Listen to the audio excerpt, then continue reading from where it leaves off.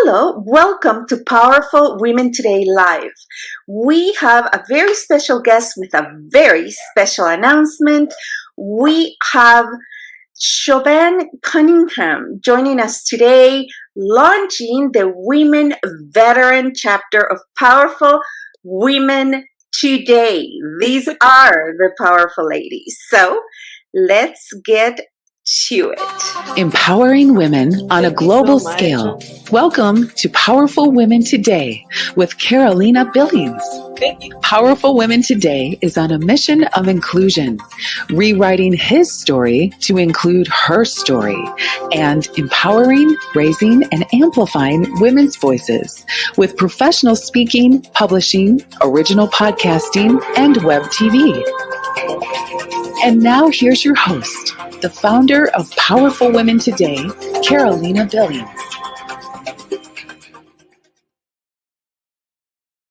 Welcome everyone and welcome Chauvin to our show.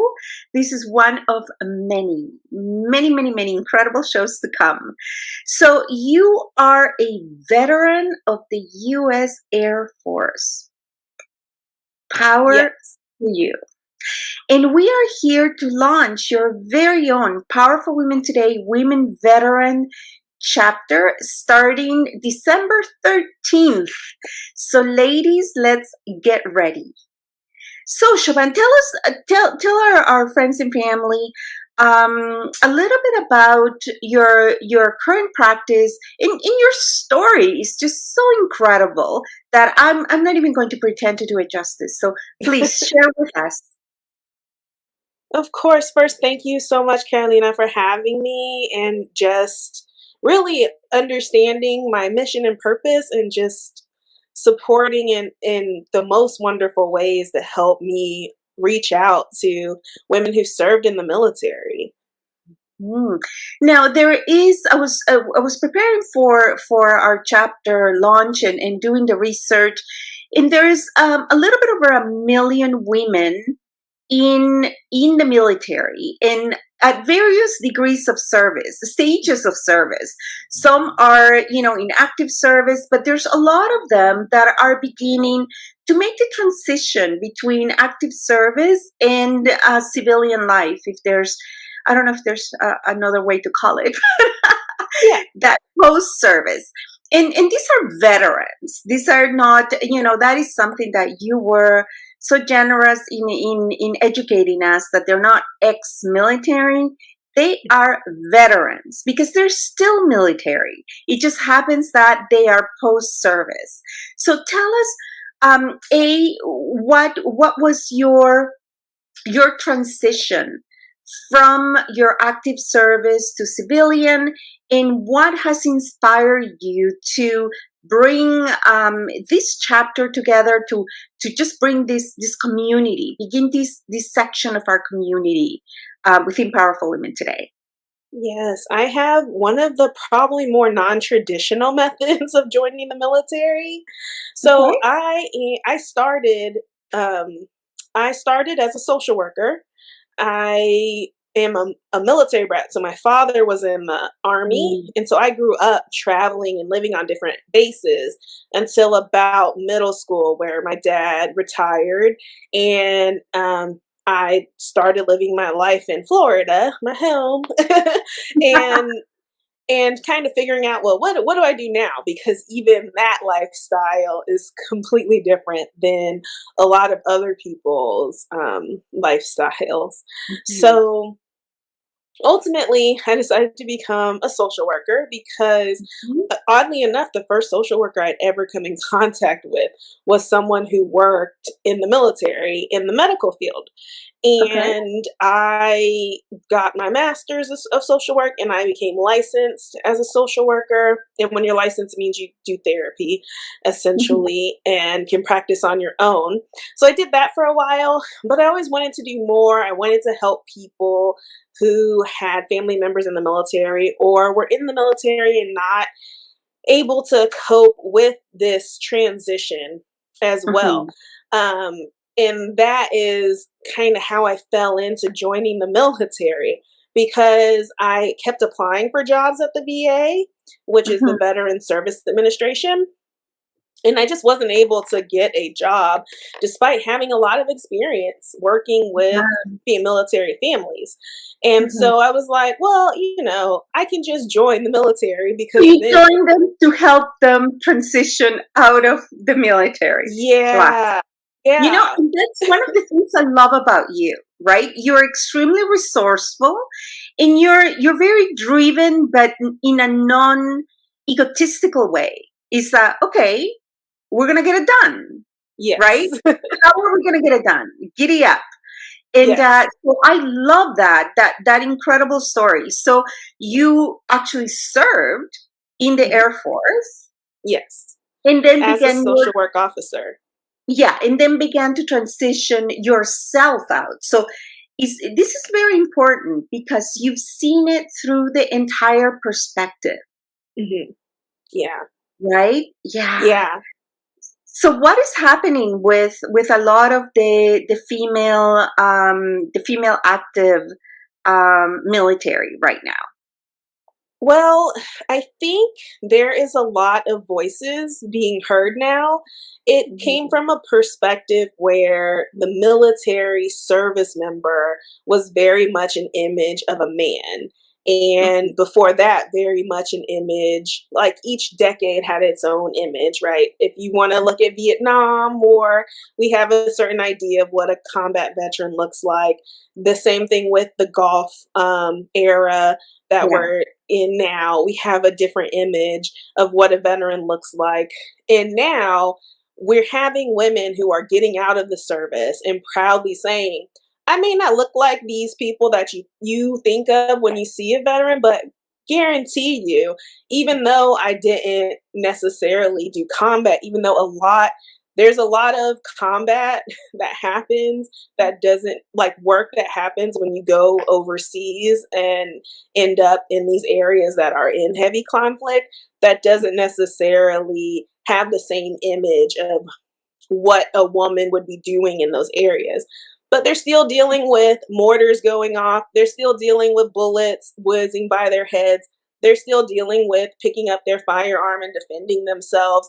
They're still dealing with riding in vehicles that have the potential to get blown up or Still have under gotten blown threat. up. Yeah, still under threat, under active threat. Hmm. Yeah. Yep. And then even so going beyond those combat related wounds inside, just from being in those just very terrifying experiences and still showing up and still performing, we also have a lot of women who have a lot of warfare that happens just from wearing the uniform that's purposely made to have us fit in and look like one of the boys, right? That has us Mhm. take, well, because everyone's in uniform, right? But Yeah. the women's uniform are just as, which we just got with women's uniforms relatively or like recently compared to how long women have been serving. So they were serving with standard uniforms before. Yes. Yes. I mean, I don't Wow. know the exact date of when, but Mhm. you would think it would have happened sooner than when it actually did. And this is actually very important because we don't often think about that. I Mhm. remember speaking to somebody that works within the police service in British Columbia, and they were actually doing a study and a research on how dangerous it is for female officers to use the same weapon size, even the Mhm. handguns, that Mhm. the men counterparts do, because their hands are considerably smaller. Yes. Right? So these they may seem like little nuances, Mhm. but in order to do the job equally, there must be equanimity, Yes. right? And this Yeah. is just beginning to enter the psyche of these organizations. Yes. Yes. Agreed. And it is starting to happen because women are speaking up about their service experiences. And it's not everyone and it's not maybe as brazenly as I do it. I think the reason why I do it as brazenly is because of my mental health background and because I Mhm. was a child of the military and had to deal with a lot of stuff related to my father not being home, me having to move all the time. There's a lot of resilience that comes out of Correct. it, Yeah. but And there's you also understood it the environment was part of your DNA from the time you were very little. Yes. Yeah. So Mhm. having this idea of structure, having this idea of fitting in a world that's very regimented, even though I'm very much a free spirit. It added to my level of comfort with the idea, but then reality kind of hits when you actually serve, because there are a lot of things that our family members don't want to share because they want to protect us from a Mhm. lot of things in life. That's their job as parents. Yeah, So I had especially a women in active service.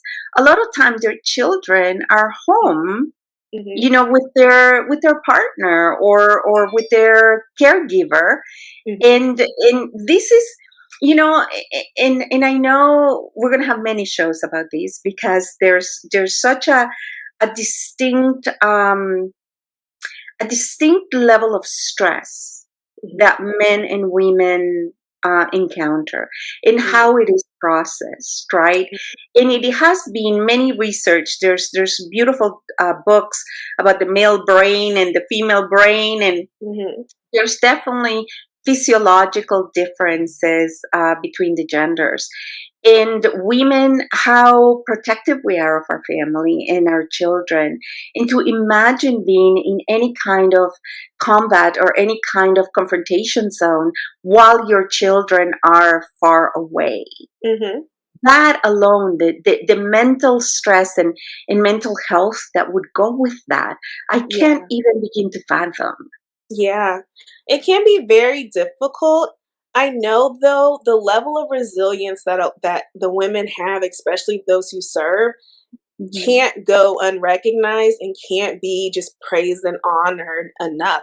Because even those who don't go out, don't deploy, and go overseas, if you say you have a mom and a dad who are both active duty, working Mhm. the same hours, maybe even in the same area field, so their jobs are very similar, the same rate. It's more likely that the mom will get called and expected to come get their kiddo from daycare when they're sick over Oh, the dad. So mhm. even just that expectation of I have to show up to work just like you, I have to do X, Y, and Z just like you. But when it comes time to promotions, how well do you do that job? I'm pretty sure it shows up in the boss's mind or the commander's mind like, oh, but she's always gone because she has those sick kids. How can I trust her to It's perform? so universal, right? So Mhm, universal. So what I love in doing all of our conversations, with you, we're so thrilled of your joining Powerful Women today as one of our mentor experts, is because your compassion for trying to straddle those two worlds, mhm. right? Because the ladies that are exiting active service, they have training that the rest of us women only wish we had when Mhm, it came to resilience and mental toughness and leadership. mhm. They've also encountered things that we have never dreamed of and likely will never have to Yes. encounter, most of us. So I love the program, and you've designed a program which we're so excited and is launching. We have the launch of the veteran chapter, women veteran chapter, December 13th. So the program begins in January, and it is like gas and brakes, right?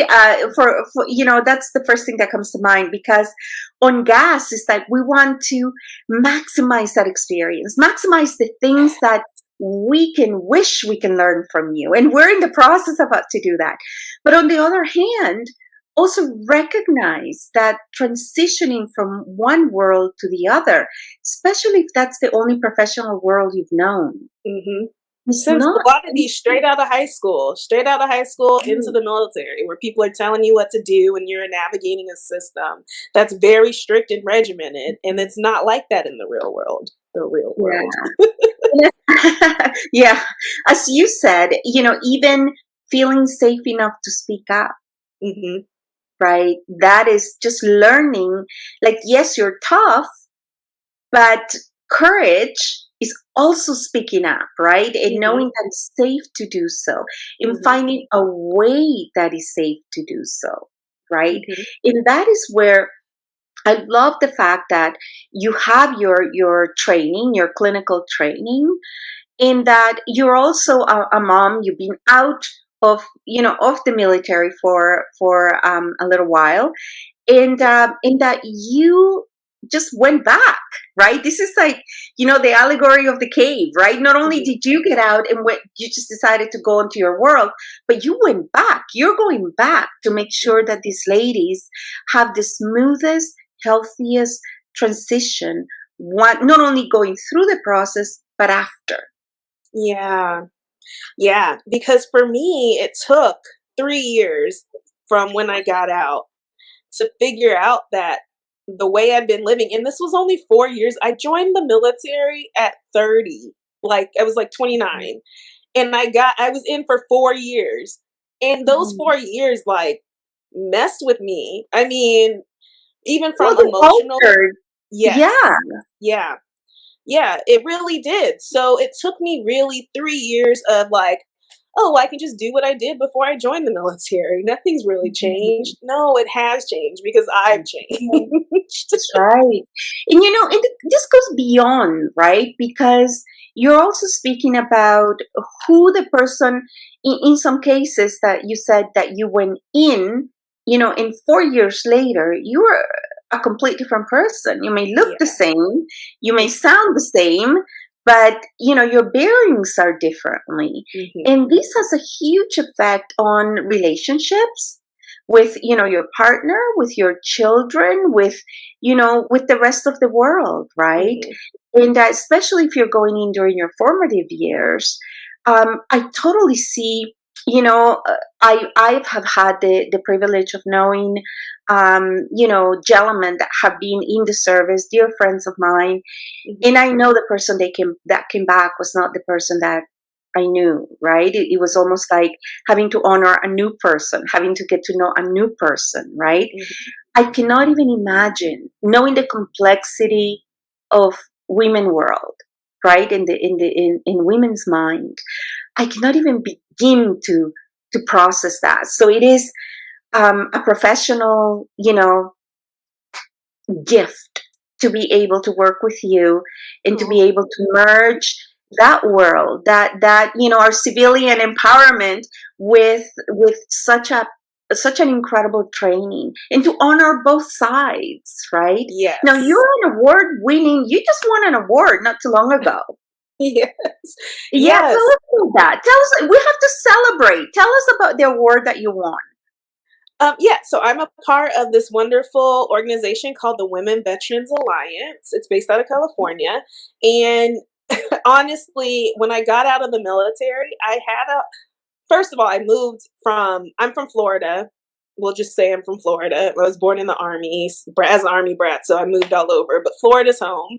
And I'm now living in Alaska. And so Right. those two, I was very isolated, first of all, Mhm. from what I knew before I joined the military.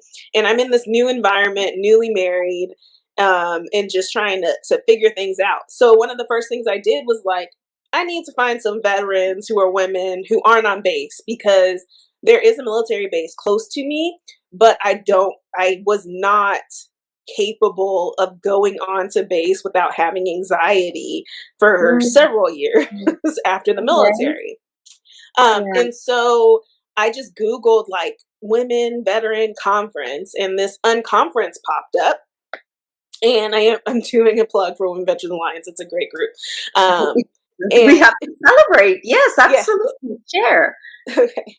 And I was pregnant with my little Leela, my first kiddo, and that was my first introduction in like, oh, okay, so whatever I think being a veteran is doesn't have to be that because these Mhm. women are from all different backgrounds, different And they're so levels. young. They're so young still. When you're thinking of what a tour is, right? It's 4 years. Mhm. 4 to, even if you stayed a little bit longer, 8 years, even if you made a career, most people are able to retire with full with full Yeah. service very early on. Yes. So Yeah. you still If have they're a going in at lot 18, then yeah, to by their do. 30s, they can be out. Late 30s, early 40s. Yeah. Yeah. So Oh, yeah, so it's a lot of getting used to, after, yeah, of course. Of yes. course. So the first time I joined, I just kind of set the feel of it. I actually presented like, "Hey, I'm a therapist. I just got out. I want to help women with trauma. Like, let me know if you're interested." That didn't work out because like no one wants to talk about trauma, especially especially if What you're people like do is just not, it, trauma. They it, don't want to talk about the word trauma, correct. right? You don't want to Yeah, be labeled. You don't want to be right. seeing yourself as broken, right? Although Yes. you do need to process, Mhm. but that is part of the conflict as well, Yes, and that was right? my military mind, like, "Let's just work on the thing," right? Mhm. Because despite my previous training as a social worker, there is this kind of like gas and brakes, hurry up and wait mentality where it's like, let's get results, like, let's do this. Mhm. So that wasn't really work. That didn't work out. And I still stuck at it. The next time around, though, for the women, because pandemic happened in the midst of this. So Mhm. the next Women Veterans Alliance conference comes around, unconference comes around. I'm pregnant again, but I had been talking to women who served in the military and having better conversations. And I was like, okay, well, like we're very driven and motivated women. We really are empowered by being successful and having achievements.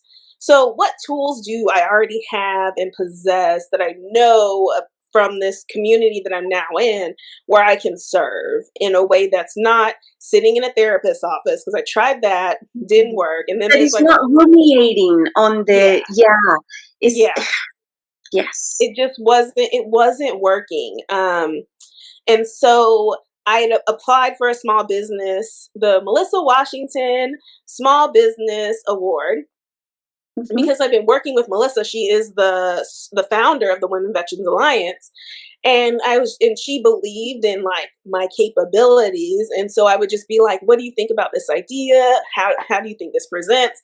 And finally, I just applied. I didn't think. I was like, "I'm a therapist who's trying to do something online. I guess it's coaching. I don't know." And I just applied and put out there that how I've been connected within the community, how I haven't stopped this idea that, she was there when I first said I want to do something to help veterans. And so I applied, it worked out. I won. and You I, see, but this is brilliant because there are things that you are doing second nature to you, right? yeah. And it's so, especially for women that are high achievers, and Mhm. this may be the case with men as well. But we focus, our niche Yeah.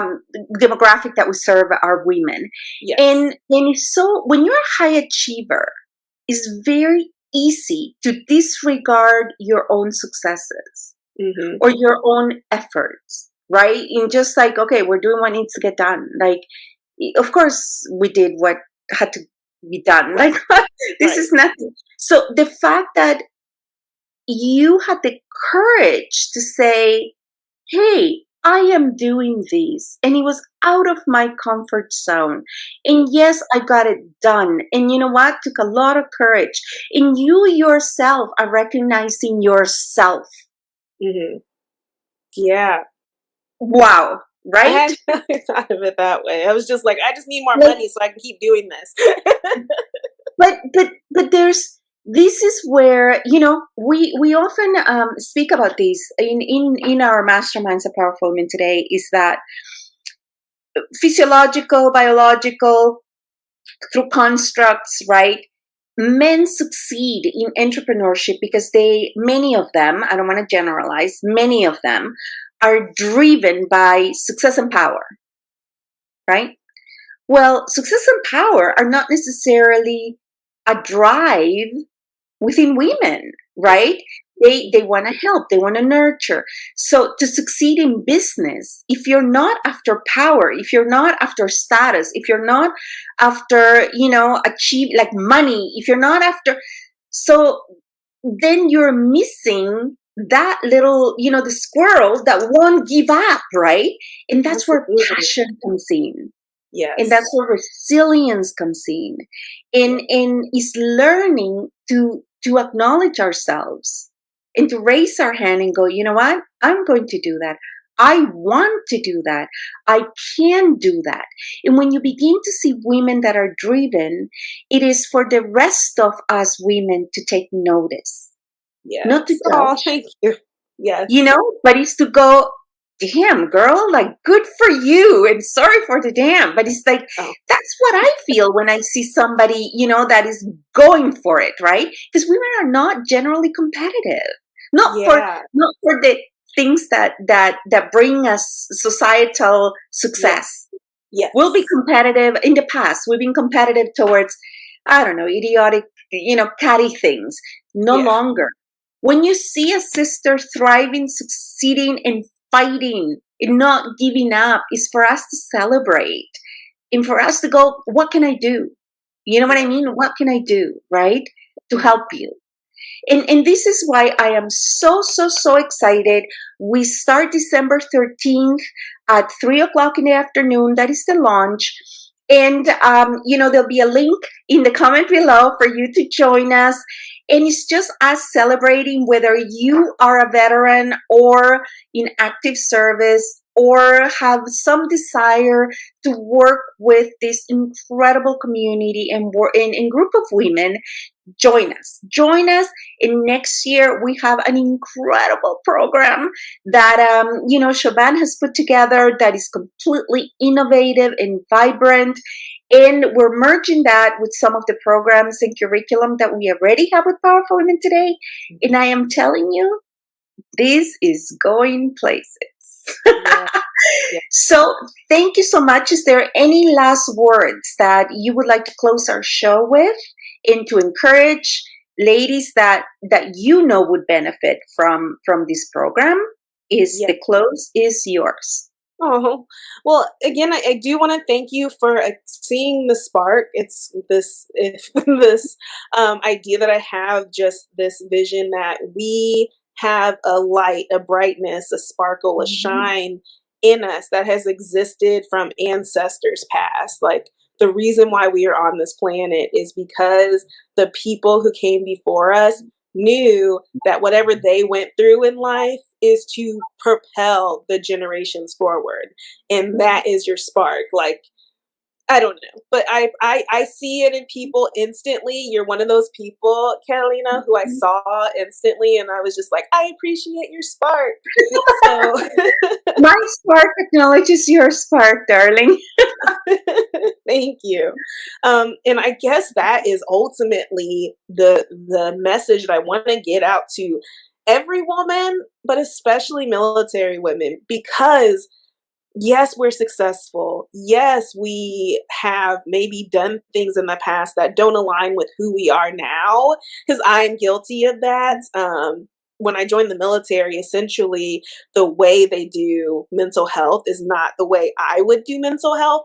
And so I had a very difficult time navigating that. And so my spark kind of got diminished because I was too busy to invest in myself and do what I love and what makes me light up inside. And if I can just get one woman who served in the military who didn't even know that their spark existed to find it and illuminate, then I know that the next person and the next person and the next person will just be able to spread this love, femininity, and creative wonderfulness that we have in the world. And those things also can coincide with being powerful and successful and a good mom and a good business boss. And being feminine and being whatever you choose to be. So let's get busy thriving. We're done surviving.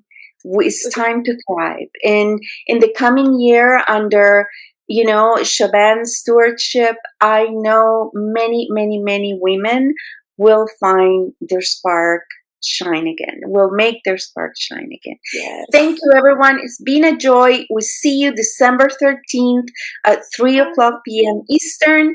click on the comment below, and that's where your registration link will be. Thank you and have an incredible day. Take care. Empowering women on a global scale. This has been Powerful Women Today with Carolina Billings. To learn more about how you can join and transform your life and the lives of women everywhere with professional speaking, publishing, podcasting, and web TV, visit powerfulwomentoday.com. Remember to subscribe to this podcast on iTunes, YouTube, or wherever you like to listen and watch your podcast.